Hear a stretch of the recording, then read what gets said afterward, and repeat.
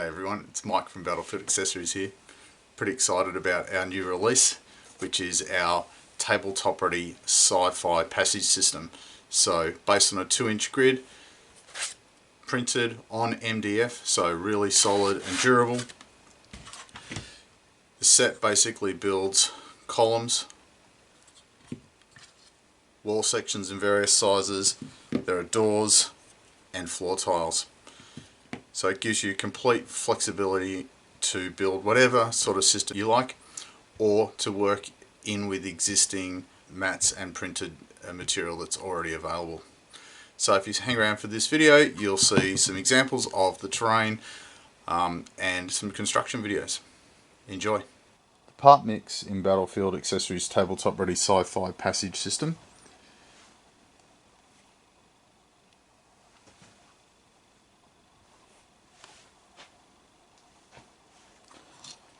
Seven 4-inch walls, 7 2-inch walls, 12 columns,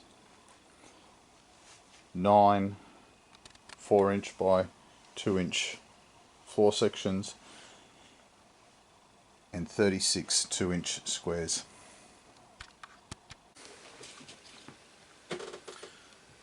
So the system revolves around these corner sections, walls that line up perfectly with those, and then floor tiles that go around.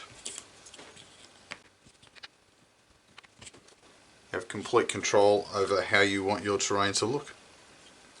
You can use these with pre-existing game boards. I think the more fun way to go is to have your own setups, so you have an unlimited number of choices that you can make.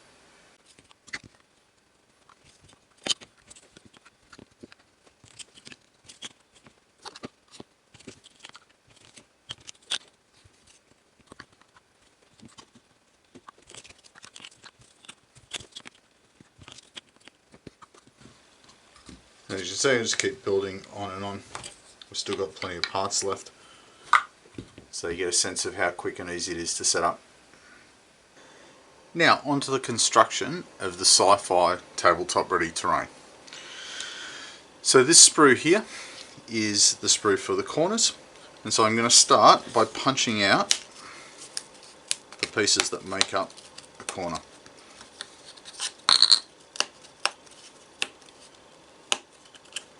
So each corner has a top and a bottom.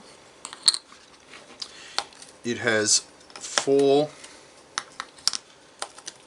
if you like, external walls. There is a range of these on the sprue. Right? They all basically are the same shape, and so you can use them interchangeably. And then it has a range of these corner pieces as well that go in on the diagonals, and I need 4 of those as well. So across the whole sprue you'll have enough of the edge pieces and the diagonal pieces to make the 3 columns. One of the things to note with the MDF when I'm despruing it is you get tiny little burrs sometimes where the MDF has been attached to the sprue, so sometimes it's useful to come along with a model knife and just trim those off. Okay, so I've got these pieces, I'm just going to lie them out. So I've got my side pieces and my diagonal pieces, my top and my bottom. Now I'm going to turn the top upside down, okay, and then I'm going to grab some glue and I'm going to zoom this bit in.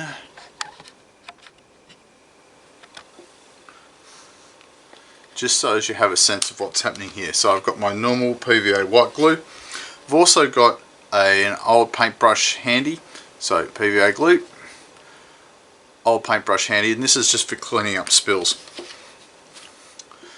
So what I want to do is I want to put glue all the way around the flat edge here, and then along this section here. Now I could do it with a brush. I'm not going to, I'm just going to grab the bottle.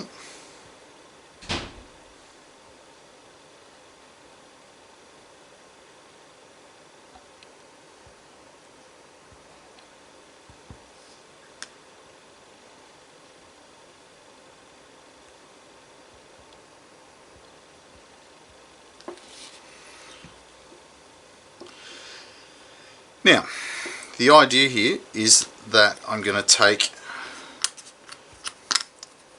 my diagonal pieces and they're going to go into these corners here. And you can see why I call them diagonal pieces, because they're sitting across the diagonals of the corners.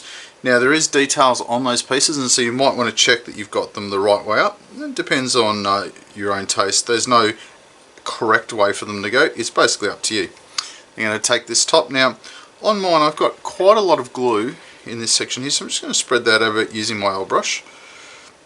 If I don't spread that out a bit, then I'll tend to get a bit of bleeding through on the edges, and I'll need to clean that up separately. So clean up before you start is better. And so slot the diagonal in. And so those diagonals are in place. Then I'm just going to pick it up and show you, so you can see how that looks. And I might actually put this one in. So these side pieces now just slot in top and bottom. Now I don't normally do this at a 45-degree angle to the ground. I'll do the last two the way I normally do them, so you can see how I would do it. So whilst standing that up, slot it in like that. And then same again on the side.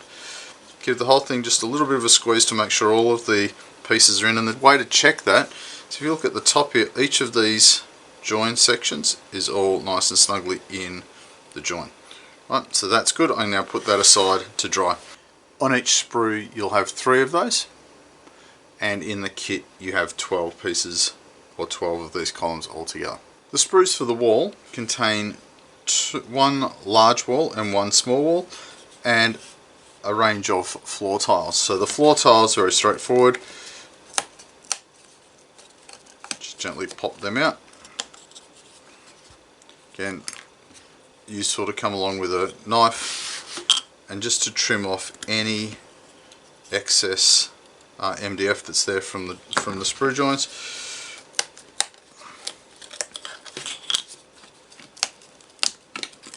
Right, so I have my floor tiles, put them aside. So I'll just show you one of the walls because they're both the same, just with different length pieces.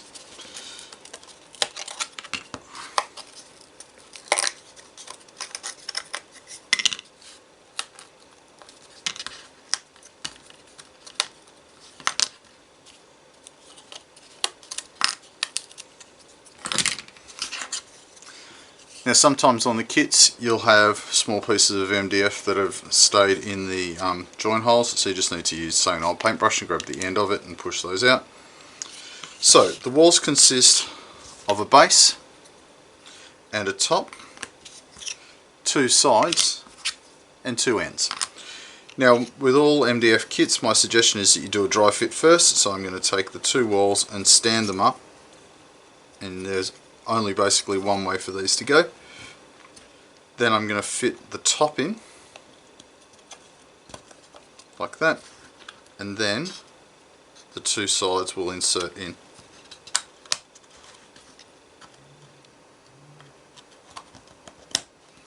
Right, and so there's my wall. I can pick it up and turn it around. There's no glue on that yet, it's just being held in place by the actual design. So now I'm going to deconstruct it. So I've checked that all the parts fit. I'm going to grab some white glue, and basically what I'm going to do is run a line of glue around the inside here, making sure that I cover up these 2 end tabs, and then on the underside of the top, so the side that's not textured and coloured, I'm going to run a bead of glue all around the outside of this.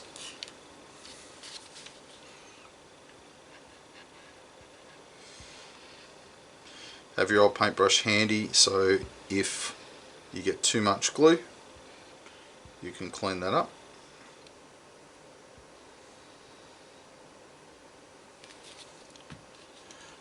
Okay, so if you look at this, I've got glue basically running along the unprinted part of the MDF, but particular attention to these 2 end pieces. and then on the underside of the top, right, again running it around there. So then in terms of gluing, grab my wall, trap for young players, make sure that the painted or detailed side is facing out, because that's the bit that you're going to see when you're playing. So I'm going to stand both of those two wall sections up. They're going to come along with the top.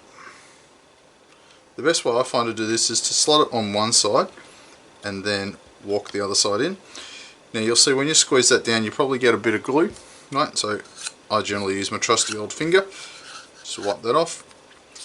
With sections like this bit down the bottom, you can use your paintbrush, but it will tend to spread it. What I like to do is to grab a piece of sprue that you're no longer using, right, and just grab it, and then I can just run my finger through to get most of that off. Again, if you're using white glue, it's going to dry transparent, so you won't notice it, but still better not to leave too much glue on. Then, as we saw in the dry fit, grab the two end pieces,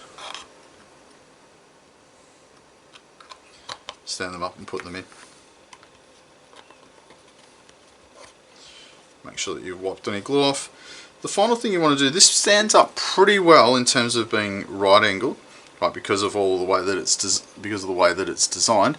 However, you just want to give it an eye check to make sure that it is square, because you wouldn't want it sitting over it, say, 15 degrees or something like that, which would then make it look a bit funny when it was on your game board. Now the small wall, there's one I prepared earlier, is exactly the same build principle, except you're using pieces that are 2 inch instead of 4 inches. The wall height's exactly the same, the design of the actual piece is the same, so I'm not going to show you that.